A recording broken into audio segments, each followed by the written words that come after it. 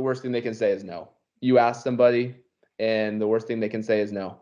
I mean, and that's okay. When I was going for physical therapy tech jobs, I got multiple no's before I finally got a yes. You just kind of. Welcome to the Health Science Coach Podcast. My name is Drew Garner, and I'm a health science and physical education teacher. This is a podcast to help students, parents, and recent graduates learn about pathways into healthcare and sports medicine careers.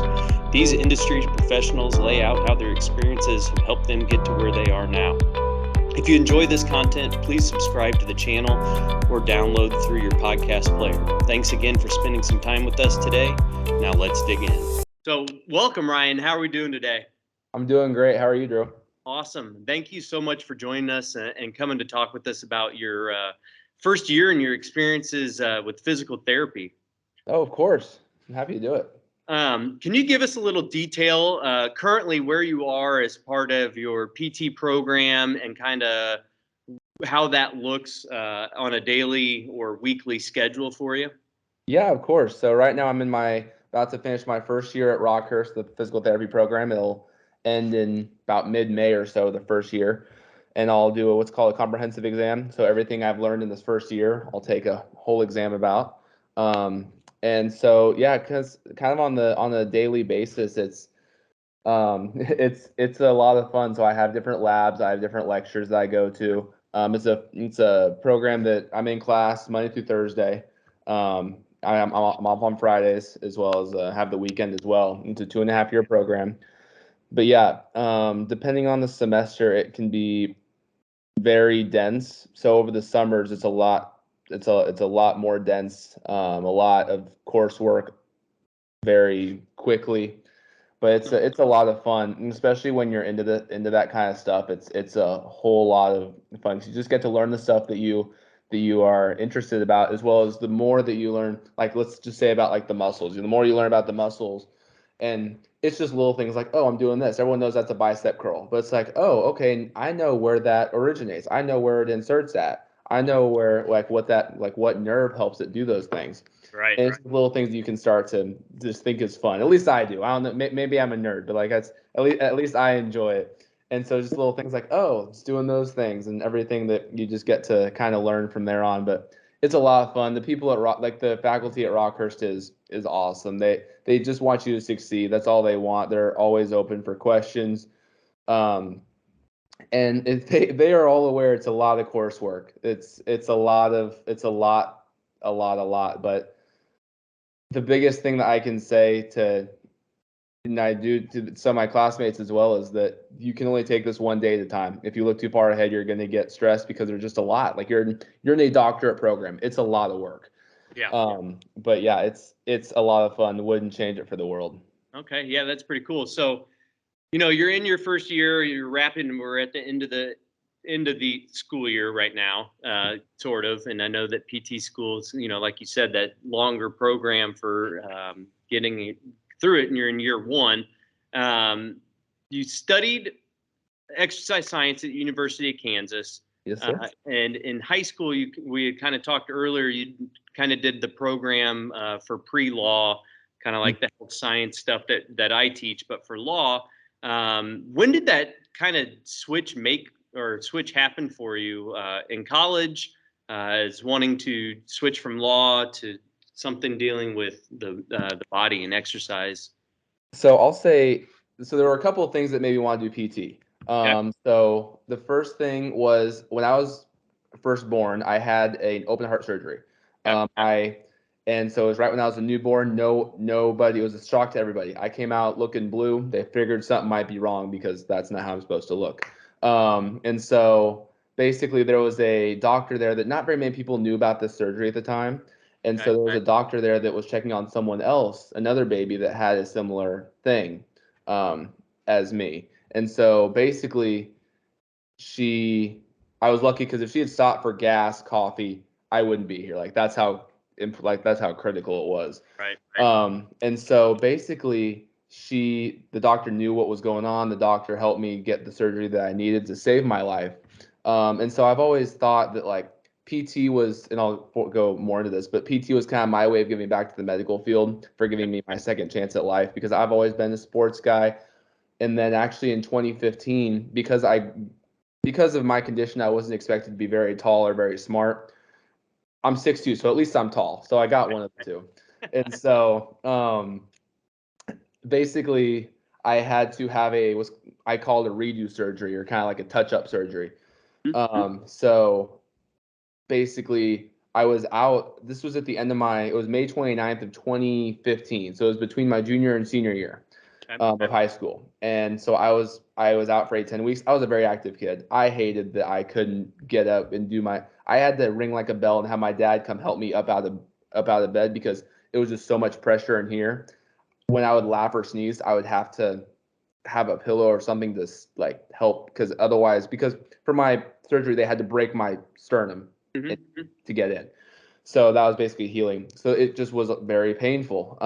And so I just really felt like I could really help, because my nurses at that time, either they had the surgery or their kids had a similar surgery.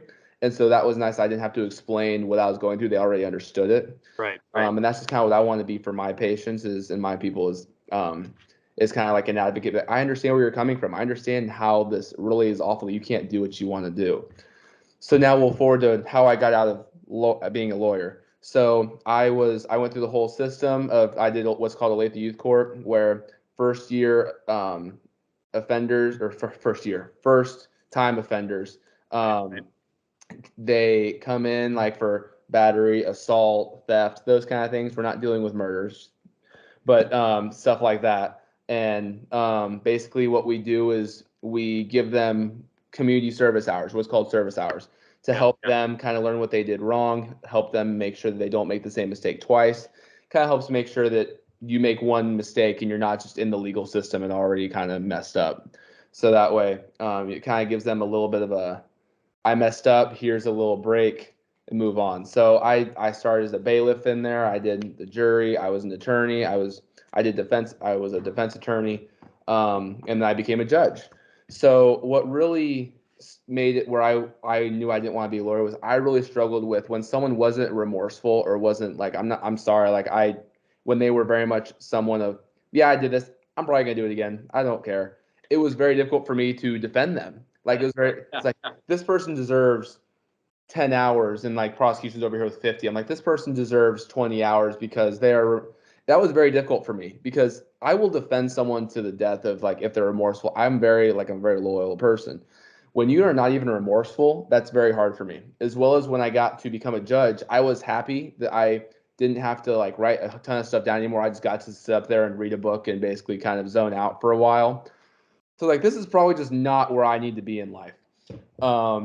So yeah, that's kind of where that turned, and I was able to that was in 2016, and then 2017, my spring semester at KU was when I first shadowed a PT, and I thoroughly enjoyed it. Yeah, that's awesome. So you went to KU, studied exercise science. Mm-hmm. What was that kind of experience like to go through the program there in exercise science and then apply to Rockhurst specifically over some of the other area PT programs? So I'll get into the application process for PT here in a second, but so for KU, it's a very, I don't want to say rigorous, but it's a very difficult program. You're learning anatomy, you're learning physiology, you're learning all that stuff about the body, and it's very difficult. And so for me, I wasn't much of a partier, but like a ton of people went out and partied. But for me, I had to study, I had to do homework because it was just a lot of the time. But it was fun to, again, like everything is like it was difficult, yes, but like everything that you want to do, there's going to be some difficult parts to it. It's not going to be easy. Right. But yeah, it was a good program. Like I felt very challenged. I ended up graduating with a 3.79, I believe, which is good. Yeah, fairly high. But and it was in the School of Education, so we were also in the same schools like the teachers, exercise science, PE teachers, stuff like that, those degrees. And so our last year it became, School of Education, Health Sciences, but it was a good program. When it came to the coursework, I will say a lot of the teachers though did like they loved their research. They loved their research and all that stuff, and so sometimes it definitely felt like their research was more important. Um, so, but yeah, overall it was a good program. So then when it came to applying to PT schools, so I was always told that you apply to 8, you get into 1. So I applied to 6. So I applied to KU Med, Rockhurst, St. Mary's. Those are the 3 local ones. And I also applied to Missouri State, Wichita State, and then University of Nebraska, Omaha Medical Center in Nebraska. And so I actually got in. I got an interview to all of the ones I actually applied to, which isn't, you usually don't get interviewed at all those places. The places, so KU Med didn't do interviews and Wichita State didn't do interviews. So the rest of them that did, I got an interview for. And so I got into Wichita State, obviously Rockhurst and St. Mary's. I got an interview and then got waitlisted on at Missouri State, waitlisted at KU Med. And then I got an interview to Nebraska Omaha, but I had already kind of chosen Rockhurst by that point when they were doing it, so I basically declined it so I could give it to somebody else that could use it. Yeah. Because I didn't want to use an interview spot when someone else could. And so basically, I got into my first email I got was actually from Wichita State or call saying that I got into their program. Okay. So that was a really cool day. I was like, all this work I'd put in, and it paid off. I got into a school. I ended up getting St. Mary's, I want to say a few days later. Okay. And so for every school, you pay like $400 for a deposit, just like to hold your spot. So It can be expensive, especially considering they give you like 14 days to give them an answer. And so basically I had done the $400 for Wichita State, because I was like, I just want to hold my spot. I don't know if I'm going to get into other places. Who knows? Because unfortunately, like with the 3.78, that's a good GPA, but there's a lot of people that still had higher GPAs. Like KU's average GPA, KU Med was 3.8, I think a 3.9. Okay. And so basically, I got in St. Mary's, so I had also done the deposit for that one because I was like, cool, I got into a local school. And I was actually thinking about not even doing my interview with Rockhurst because like I already got in St. Mary's, we'll call it good. But by the time I learned about St. Mary's, it was the day before my Rockhurst interview. So I was like, well, I can't just say no to Rockhurst. I can't do it the day before. That doesn't look good. Right. So I did my Rockhurst interview, and it was funny because I told everybody when I got out, like, I'm gonna get an offer from them, and I ended up getting an offer, obviously, and I'm there now. Yeah. But the PT schools, like it is very, it is difficult to get into. It is very competitive. And I always tell anyone that wants to get into it to text me anything you want. Like I didn't have someone to really text or call or anything like that via question. So anyone I come into contact with, and then same thing with your students. If they have any questions for me, I'll give you my number. They can text me 100%. Okay. But yeah, because I really value having someone that can tell you who's recent, because when I did, the most recent person was 10 years ago. Right. And at the end, when we're done, I'll get your social media handles and stuff, so that way people can message you and see if there's anything that they'd be interested in talking about. So while you were doing your undergraduate, you volunteered at Children's Mercy for a couple of years, and then ended up getting a job there currently. Let's talk about how you went about becoming a volunteer and what you did at Children's over there with one of our doctors that's been on the podcast, Dr. Denning. Mm-hmm. So basically, I had learned about from a physical therapist that I'd gotten in contact with. It was at the Adele Holler, our main campus downtown, and she had said you should think about volunteering there. And I was in the spot like I need a paid position. I know it's only 3 hours a week, but I want something paid. So I was very much into that, and but I ended up applying just because it doesn't hurt anything to at least apply. And I was like, well, it could help me in the future having volunteering there, because I want to work there eventually when I become a physical therapist. So I ended up applying. So you do an interview, you do a full application, they do a background check on you because you're working with children, so they want to make sure that you're good. Yep. And so it was it was a big thing. I mean, like, it wasn't terrible. Like, it was an application and interview, so it wasn't awful. But yeah, and so I ended up being a volunteer there. I actually have a connection that my dad helped me get. The first person I'd ever shadowed was actually Dr. Jason Yoder at Children's Mercy, sports medicine. He's actually where I work now as well. But I had tried to get into volunteer at his clinic because I had known him for a while. And so it was something like I enjoy being around him. I enjoy learning from him. So yeah, I got through the interview application process, and they had said basically, congratulations, you are going to be a volunteer, and started August 27th. So basically, what you do there is you get to interact with patients. You get to kind of see what the daily life is like of a physical therapist of a clinic at Children's Mercy. You'll also do some of the cleaning, some of the like wiping stuff down, putting stuff away, stuff that you would also do as a physical therapy tech, and kind of help restock things. But I do believe that there is a lot of benefit, and I wish I would have known this before.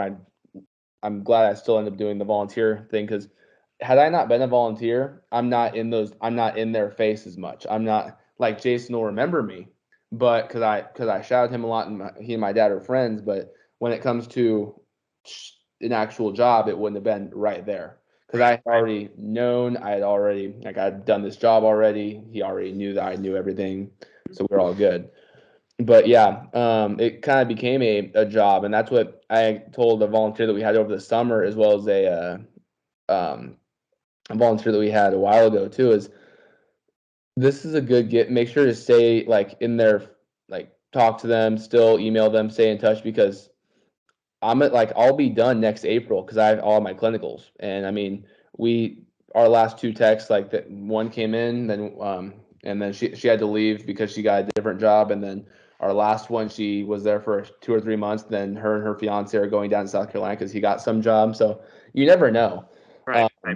But it's definitely a rewarding job. It's a lot of fun. It helps you kind of practice with interacting with patients, and also just people in general in the medical field, if that's what you're thinking about. Because we also have like a doctor clinic, like a where people can come in if they're sick or stuff like that on the other side of it as well. So we have a little bit of both. So as a PT tech, then what are some of the things that you do on a daily basis? You know, after you were a volunteer there, like you kind of said, you were able to get a job there working as a PT tech while you're in school for PT, and just learning and so what does PT to help the physical therapists? Yeah. You cut in and out a little bit there, but I think you were asking like, what does a physical therapy tech do? So basically, what we'll do is kind of similar to what the volunteers do a little bit, but we also add in, like, we'll order some of the supplies for the clinic. We will also do the cleaning, just make sure everything stays clean, stays stocked. We'll kind of help put some people on ice. Just kind of things that if the therapist has someone come in that they need to get with and talk to, then we can kind of help out with that, as well as where with physical therapy techs, you'll have more. You'll get to interact with patients a little bit more. I always say you get out what you put in. So basically, if you're out there a lot with the therapist and you interact, then they'll be like, "Hey, Ryan, I got double booked right here. I need your help. I need you to go over with Drew real quick while I am over here with what's his face." So and so that kind of helps when you can be you can start to create relationships with patients. You can start to kind of help out, as well as you just kind of start to really kind of feel like you're getting experience in the field when you're actually doing that, and not just kind of watching everyone go by. Yeah, no, that makes a lot of sense. So then within year one, like you said, you got into the school, you accepted the spot there at Rockhurst. What does the classes so far, like, did you start summer school right after you graduated and get right into the program, or, how did that kind of look like? Basically, yeah. So I graduated from KU on May 16th, and I was in orientation for Rockhurst on June 1st. Okay. So it was a fairly quick turnaround. And so yeah, I brought up my curriculum that I had for this. So our first semester is the summer. It's very dense. It's a 10-week semester. We basically kind of learn it's what's called foundations of PT lab. You kind of learn how to take blood pressure, heart rate, just kind of learn the foundations of what being a PT is. You take anatomy lab. You take what's called movement science. So kind of like learning how people move, how balance decreases, and how as you get older, how your different sensations, eyes, vision, hearing, touch, all those things kind of decrease as you get older. As well as a class I'm in now is called PT Management of Medical Conditions. So basically, we get to learn about everything that could happen. So if someone, all the way from like kind of trying to help get someone somewhere when it comes to they might have a tumorous mass, because with PT there's direct access, so they can come. You could come in right off the street and see a PT. So we kind of have to know, kind of not in depth, but a little bit like a mile wide and a few inches deep when it comes to a little bit of everything. Just that way we can properly refer to a doctor, to a physician, stuff like that. So we learn a little bit of that. I'm actually in the second part of that class right now. And then PT is very evidence-based. So you also have an evidence-based class in that first summer. The first summer is I feel like I've said this a lot. It's a lot. It's like, and that's just kind of how it is. And no one said that. I mean, it's a doctoral program, so that's kind of what you expect. It's a rigorous program that, I mean, you also have to think about it. Do you want, like, you go to see your doctor, do you want someone that kind of just skated through doctoral school and it's like, yeah, I'm good. It was just fine, but like I'm good. I mean, so like you kind of want it to be rigorous, because I mean it's like, oh, okay, the people that are this, yeah, they deserve it. They did quite the work there. Yeah, I like that. And then so that 10 weeks of summer was your kind of first experience there at Rockhurst. Mm-hmm. Let's talk about the first actual full semester then, and kind of what that looks like. Right. So in the fall, we had what's called clinical kinesiology. So it's kind of like study of how you move, how the joints move, and everything. Like basically, it's called osteokinematics, arthrokinematics. Obviously, you guys have no idea what that means. Basically, it's just how the joints move, how based on how this bone works right here, and how this kind of, not hole, but like space right here that it attaches to, different motions that you do, how it makes sure it kind of stays in that place, so that way it doesn't just kind of pop out up here or pop out down here. So we kind of learned that. We also learned how to do what's called range of motion, what's manual muscle testing. That was in what's called clinical examination. And all that is testing someone's flexibility. How much motion do they have in their arm when they do this? How strong is it when you bring their arm up? Can they hold you, or do they go down? It's kind of just a subjective, gross, like kind of knowledge of strength, how strong somebody is, just so you have an idea. So that was part of that. Then we had anatomy 2. So just kind of everything we learned in the summer, we basically did that backwards, just to kind of review everything in the second semester. We had a professionalism class. We learned how to be professional, apparently. And then a cardiopulmonary class. So just kind of learning about the heart, circulation, arteries, veins, how the blood gets everywhere, stuff like that. It was being someone with a heart problem in heart surgery was very interesting. Kind of getting to know a little bit more of, oh, so this is what it was, and that is what it caused. But yeah, it was it was a lot of fun. Like I enjoyed it. It took a lot of studying, like it just does. Like there's a lot of information you have to study. You can't just be like, okay, got that PowerPoint, all good now. Like it's just not. I wish it was. I wish I had an eidetic memory. I could look at that and be like, all right, good. Don't need to review that again, but unfortunately that's not how the brain works. No, it doesn't. So yeah, that was first semester. How many hours was that? So in the summer we did 13. In the fall that was 17 credit hours. And Okay. then I'm currently in 16 and a half.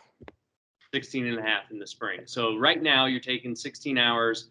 What do those classes kind of look like as part of the second part of the first year?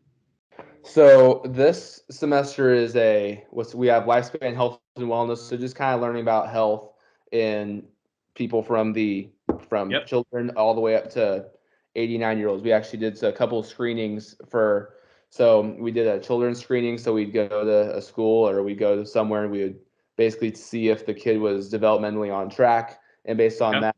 that, we would be able to say, okay, you need to go out to we need to refer this kid out to their doctor because he's behind, and stuff like that, or they're behind. And so we did that. And then we also did an older adult, and it was more of a balance screening. So having them just do different tests, like for the sake of it, like we'll say timed up and go. So they stand up, they go 10 meters in front of them, turn around, come back. Right. And then based on whether they get a certain time, it is better. It kind of helps say whether they're going to be a fall risk or not, or if they're good balance or not. So that's kind of what that was. And then we have medical conditions, which I've already talked about. That's the second part of it. It's another research class here. Just kind of learning about the different types of research, how to analyze it and stuff like that. Acute care. So we have that, which is just kind of learning how to size a walker, how to properly tell someone how to walk with a walker, walk with crutches, walk with a cane, when you would use all those things, as well as just kind of like what is the best way to walk with those things. So that's definitely been interesting. We also we have had a couple assignments where we also did a wheelchair experience. So we had to sit in a wheelchair for 4 hours and kind of go all the way around campus. That was not fun. Rockhurst is very hilly. It was not fun.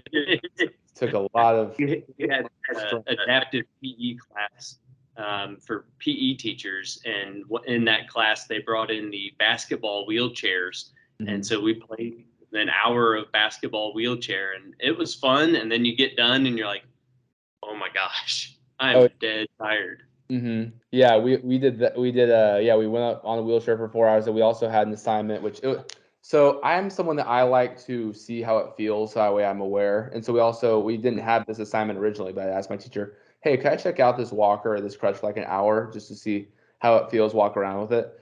And then she made an assignment out of it. It's like, well, that wasn't the goal. So basically we had to do an hour to an hour and a half of with the crutches and with the walker. And my whole body hurt after that. And that was just after an hour to an hour and a half. That wasn't even in a whole day. And so it definitely helps because you can see how it feels to be on those long term. And I texted my family and my fiance's family. I don't suggest getting hurt to where you need a crutches or a walker because it's not fun. And we were also we were also non-weight bearing on one, so basically we couldn't use one of our legs, so we were hopping around on crutches on one leg. We were walking around on a walker with one leg. So I mean, usually it wasn't great. It was difficult. I was sweating profusely and unnecessarily. I felt so out of shape. That's funny. So yeah, and then basically that, and then we're doing another one's like lower quarter musculoskeletal conditions. So just kind of learning about the legs, like the different diseases and different injuries that can happen down there. The most common obviously is the ACL, but there's also kind of like a labral tear in your hip, or PCL tear, or a lateral ankle, or like an ankle sprain. I have to sometimes catch myself from using medical because I'm just so used to it now. I have to catch myself from using. No. Totally normal. They'll understand most of it. So we're going to kind of look into, I guess, one more question about Rockhurst and what it looks like. So after you're done this April, this May, will you have summer school then again starting? I mean, continue for the 3 years. Then you'll have, so I'm guessing another 13 hours or so this summer. Another 17 or so the next semester, and the following semester after that for year 2. And then year 3, you get to go out and do your clinicals. And we kind of talked about it a little bit, but year 2 is when, you're more learning some of the hands-on type stuff, getting more in depth with some of the procedures and medical terminology. And then you really kind of get to be a peer buddy a little bit for the year 1 students right at the beginning. I think that experience is pretty cool to be able to, talk to and share your experience with those first years coming in right after you just finished, which is the part, because you just did what they're getting ready to do. As far as mentorships go, what do you think you wish you would have known, like early on, or maybe junior year of high school, that could help you with your education process right now? So when it came to like mentorship, the best thing that I think you can do is honestly make a list of things that you think you might be interested in.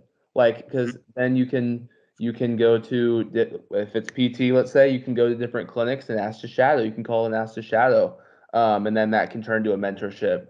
If it's accounting, you can call a firm, and I'm sure they do, like either you can shadow or mentorship and stuff like that. Like, it is very important to have a mentor, just because you can ask questions, ask your parents, ask your guardian, if they have any friends that happen to do something that you enjoy. I was always someone that we had hawk leaders when I was in high school, and basically it was just when the freshmen came in, we were kind of like that buddy to them in a way of like helping them transition. And so we were kind of their mentors in that aspect of like, hey, what do I do with this? Where is this? And stuff like that. But I will definitely say that one thing I do wish I would have done in high school is just kind of written at everything that I even had the slight interest in. You don't have to do something about all of them, but just writing a list of, let's say, 5 to 10 things that you might be interested in, like, oh, PT, law, accounting, teaching, stuff like that. And I guarantee you, between your guardian, between your teachers you have at Turner, between your friends, your family's friends, all that stuff, there's going to be people in, I'd say if you made a list of 5, there's people in 2 or 3 of them at least that you could probably get some experience in. Absolutely. And especially and then teachers, I mean, they have connections as well to a lot of different schools, a lot of different locations, especially when you're in high school. They have interactions with everyone across that district that might have some ends as well. So finding a mentor is going to be very important, and it helps you when it comes to development. Yeah, I like that answer a lot. The next question is going to be kind of a scaffold, threefold question. It's going to be advice for a high school student, undergraduate, and then someone that's in PT school currently. So what advice let's just pick junior in high school that says they want to be a physical therapist. They kind of had that same experience that you did with a physical therapist recovering from an injury or something like that. When they were younger, and they really think that physical therapy is exactly what they want to do. What advice would you have for that junior in high school to kind of help them solidify that experience? Shadow. Reach out to that clinic, reach out to that therapist, and you can honestly go to other clinics as well. And just ask if you can shadow them. I mean, you'll see because of COVID times, that might be a little bit more difficult, but most of the time because it's kind of becoming a little bit more relaxed again, they'll be more open to it, but you never know unless you go and look. So I would say shadow is the best thing you can do. Because also for physical therapy school, if you do go that way, you'll need hours. And then also it just kind of helps you see that this is interesting, and then you can kind of put more time into it. But then I always say though, don't just do it once. Because once is you don't know. Like, you could have seen the therapist on a bad day. You could have seen it was just like either whether they had a bad day, whether it just wasn't as interesting when it came to like the stuff you're doing. Because outpatient, which is what most people think of when they think of physical therapy, is like an outpatient. I hurt my knee, I'm gonna go do this. Outpatient, inpatient, acute care, those are all different circumstances and all different environments that you're gonna see. So I would say from my personal experience, it'd be better to do, let me do a couple days now, like I would say go to at least 2 clinics for outpatient, go at least 2 for inpatient, and then maybe if you can get doing acute care, then do that. But you should never just nix it on one, because you might have seen a boring day. Some therapists have boring days. You just happen to catch them on those days. Yep. But it's also just it's something that depending on the environment, you're gonna see a lot of different things. Inpatient, you're like it's a lot more up and go. Like it's acute care said, like things are changing all the time. Things can change in an hour. So shadow is the best way I can say for a junior in high school. Okay. So let's look at a sophomore in college. You know, like they're taking the exercise science classes. They're looking at, you know, which field that they're going to go down to get their degree in, and you know, they still want to start applying for PT school for a couple of years. But what advice would you have for that sophomore, junior in college that's really focusing in on applying for PT school when it's time, and what they should be looking at doing to help, you know, get themselves to stand out a little bit versus the run everybody else that's going for the same thing? So if you say I want to be a physical therapist because I tore my ACL in my sophomore year of high school and this therapist really helped me, I'm gonna be blunt, you're probably not gonna get into a school. Like that's what everyone's story is. Right. I got hurt, I had a therapist, he helped me, it was great, like solidified it. So what I was in college, I was an RA for 2 years. Just kind of helped me with the leadership role. Also RA looks good. Join, like a lot of colleges have pre-PT clubs where you can have like physical therapists come in to meetings and they'll kind of talk about their clinic, talk about different things that they've gone through. Just try to go volunteer, making it so your resume and you have more than just, I got a 3.7 GPA or a 3.6 GPA or 3.8, and that was all I did. Because you will get into some places. Like I won't lie, you probably will get into some places, but you will look better and you will get into, I don't want to say better places, but like places that you might prefer more if you have, I was an RA for 2 years. I volunteered at the Humane Society. I was on the KU club team for something. I worked at a PT clinic in undergrad as well. I volunteered, just different things that you're not just like a single fold person. You're a multi-fold, boom, boom. But like I did this, and this. It just makes you look a little bit more enticing. It makes you look a little bit better overall. Yeah, I like that. And then, you know, just beefing up your resume a little bit, showing that you do have those interests and showing that you are committed to something for a longer period of time. Yeah, and I did want to say something about that, like for applying to PT schools, because I told people a lot if you are deciding that you want to do PT school, it is a long process of like it's on PT cast. You'll learn about that from your advisors in undergrad, but there are some things on there that you can put in and it'll save to go to the next year, so that way you don't have to continually put it in. There are some things that unfortunately they don't save and it's time consuming. It's a pain in the butt, but you have to just put it in every year. But like the things that you can save, I would say start early, because then you can, like your transcript with all your classes, you can put that in as you go and save it, and it'll just keep going.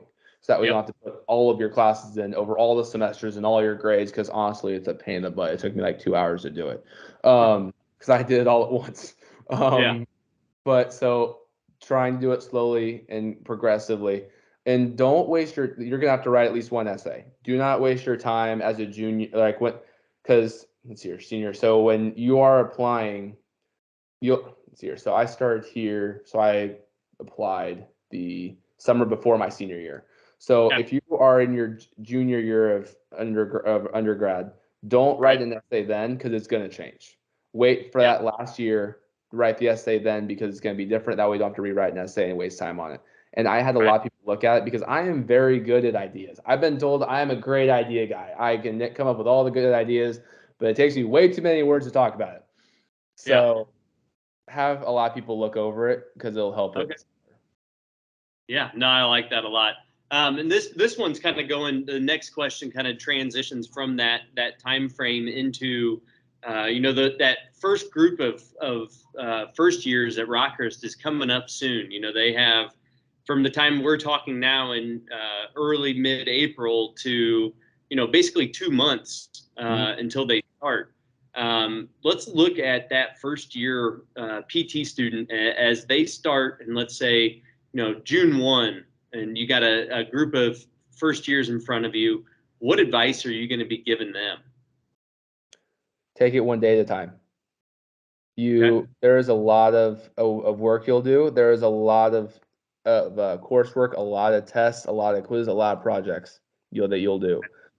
If you look at something of, oh, I have this test in 3 weeks, I got to start studying for that now. You are going to get overwhelmed. You are going to get like, oh my God, this is so much. I don't start studying until the week before, just because I can only take it 1 week at a time, 1 day at a time. Because if you don't, you will get overwhelmed, and you'll get that overwhelmed feeling of there's so much to do, I don't know where to start, and then you'll end up probably doing nothing. And also make a goal for your day. Okay, I have a kinesiology test next week. I have a project due on Thursday. I have this assignment due tomorrow. Make a goal for your day. I'm going to do this, this, and this. If I get all those things done, then it's a good day. And it's that way. And I always organize things by how much, it depends on what it is, but most of the time I'll organize it by what's due when. So if I have a test next week, a project due next week, and then an assignment that's due in a couple of days, I'll do the assignment real quick and knock that out. And then from there, I'll go, how much brain power is it going to take for these? Because I want to make sure for the class I need it, I'll have more brain power, and then less for the one that doesn't need as much.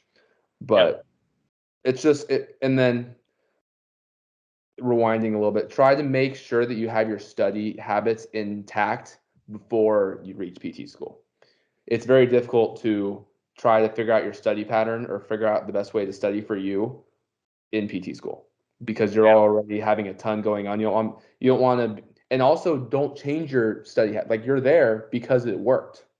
Right. Don't change your study habit. If you try to change it, I tried to do it one time, and I was like, because I've always been one that I read over PowerPoints. It helped me. Everyone uses Quizlet. That's what everyone does. And so I was like, let's try Quizlet. Let's see how this works. And I mean, it didn't go as well for me. Like, I think I ended up getting a C on the test instead of, and then because the teacher took out some, I ended up getting a B on it. But it's for undergrad, heck, even where they are now in high school, try to start setting that study habit, because it'll only make your life easier. But yeah, for a first year, take your time, take a deep breath, take it day by day. It's going to be hard. You might cry, but you'll get through it. It'll be okay. I haven't cried, so it's okay. That's pretty good stuff. So you got 2 years basically left until you graduate with your doctorate of physical therapy. Yeah, December of 23. So yeah. So looking out into the future, I'd like to just pick your brain a little bit about what your career goals are for yourself. Where do you see yourself 10 years down the road from now? So in my perfect world, I would be at Shores Mercy as a physical therapist in some form or fashion. Because they're the ones that saved my life. I want to work there, kind of give back to them for everything they've done for me. And honestly, I've worked with kids my whole life. I was a youth sports referee up until last year or before I started PT school. I did kids' birthday parties at something that was the field house over. I'm not sure why I'm pointing. There's trees over there. 135th and Quivira, around there. So I've just always worked with kids. And so that's just where I want to be. My fiance Sydney works with kids. That's just kind of how we've always been. So yeah, in my perfect world, in 10 years, I'd be working at George Mercy, either inpatient or at the sports med location. I don't know where yet, but that would be my ideal circumstance. Yeah, I completely agree with your answer with that, and I think that's a very valuable thing. Like you said, they were the ones that helped you out, and you want to give back to that community of people, and specifically the kids, to like what you said, you were helped by that, and give back. Especially kids don't always understand what's going on and why they're hurting and all that stuff. And with adults, it's easier. Like they're like, yeah, I had this, so it's hurt. And so if you can make a kid smile, if you can brighten their day, if you can make them not necessarily forget, but kind of help them forget, for lack of a better word, about what's going on, then that's what you need right there.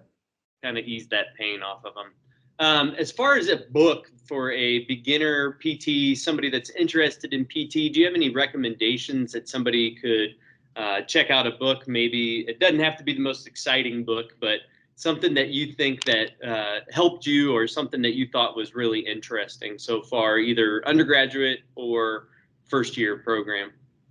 So, like, I think honestly, if you are wanting a book, I don't know if there's really, I was never really told about a lot of just regular books out there that would benefit you. I would say if you're really interested in it, check out a kinesiology book, like studying how the bones move, how the muscles work. So you'll also get wow, okay, let's try that. You'll also get some muscles in there you'll get to learn, or an anatomy book if you want to learn that. It's just kind of things that you can start to get into that world, because you'll see very quickly that, oh, so I do this and my bone moves down, so that way I don't hit this bone right here, and so I don't pinch anything. Or same thing I said earlier of, oh, this muscle does this.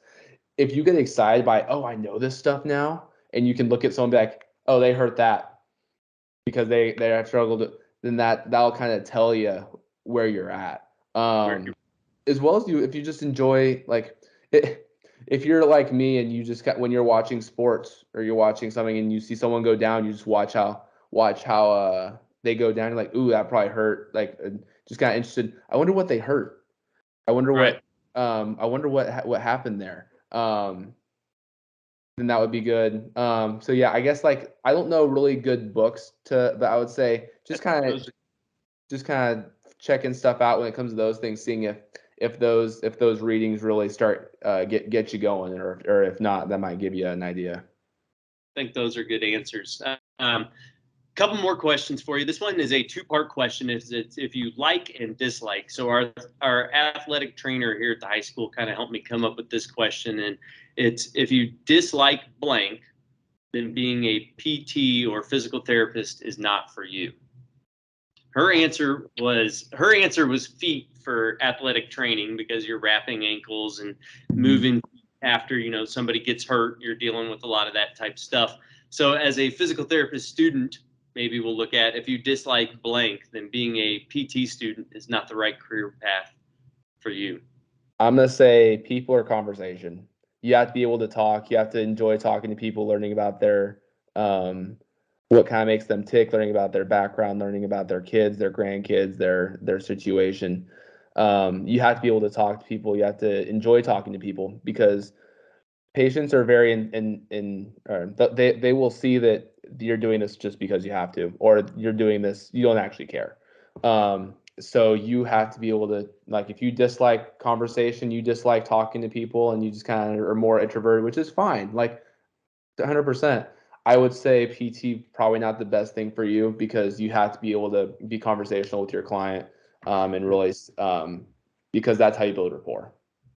Yeah, I like that. And, conversation with anybody is, how you're going to be able to get across what's going on with that person.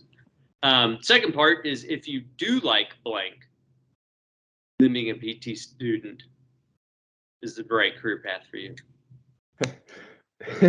So it's funny, because if you enjoy talking about things that no one else is going to understand, then you'll probably do great, because some of my classmates and I will walk around and be like, yeah, but my semi-tendinosis just isn't feeling good right now. My pectoralis major, I really like things like that. If you enjoy kind of doing that, that'd be good. But also, if you just enjoy kind of learning about how the body works, how you're able to do these things, how I'm able to talk to you, how I'm able to raise my hand up and down like this, or put on a watch. That's like physical therapy and occupational therapy. But if you're interested in how the body moves, how the body works, how you're able to, say, live, I would say then you'd probably really enjoy it, because it's definitely interesting. That's good. Next part is, do you have a mantra or quote that you like to live your life through? I have one that's very basic and one that I just kind of live by. So one is, you miss 100% of the shots you don't take. You never know if you don't ask. And that was what my high school senior quote was like, because you can see sometimes, like, you never, like, if you don't take that shot, heck, like if I'll go back to 2008 for the KU, because I went to KU. If Mario Chalmers didn't take that shot, we're not champions then. You miss 100% of the shots you don't take. But the one I really like to live by is, the worst thing they can say is no. You ask somebody, and the worst thing they can say is no. I mean, and that's okay. When I was going for physical therapy tech jobs, I got multiple no's before I finally got a yes. You just kind of, and I'm very much of a person, when someone tells me no, it's the mindset that I get in to just kind of keep myself going, for like, okay, fine, I'll keep going. I'll do it without you. It's like, it's funny because I'll just think about, fine, you don't want to help me with that? I'll go somewhere else and I'll prove to you why you should have given me that. And it's just kind of how I go through things. It makes me make sure that I don't get sad or depressed or about it. It's funny because, and another thing, just in general about going through life, obviously easier said than done, but like, try to be happy. Like, a lot of people they're like, I've never met someone so positive and happy all the time. Like, I just think that there's a lot of negativity in the world already. I mean, if I can, in my undergrad, and because I'm a big Chiefs fan, I wore all red every Friday. Yep. That's like, it's strange. It's a strange thing. You see a guy in all red walking down the street, like, that's weird. Like, I'm not even, it's strange. But for some people, that might be the laugh that they needed that day. For some people, that might be like, oh, heck yeah, go Chiefs. It's just things like that.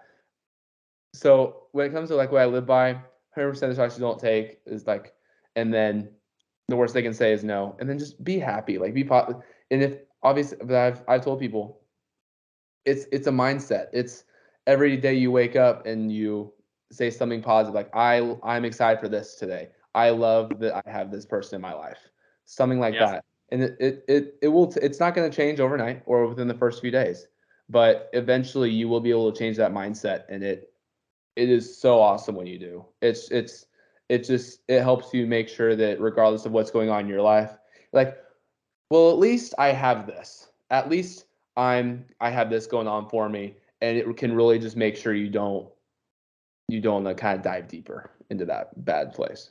I think the take of the 100%, or you miss 100% of the shots that you don't take, and the worst they can say is no, kind of go hand in hand. And both of those quotes, I think, work together real well.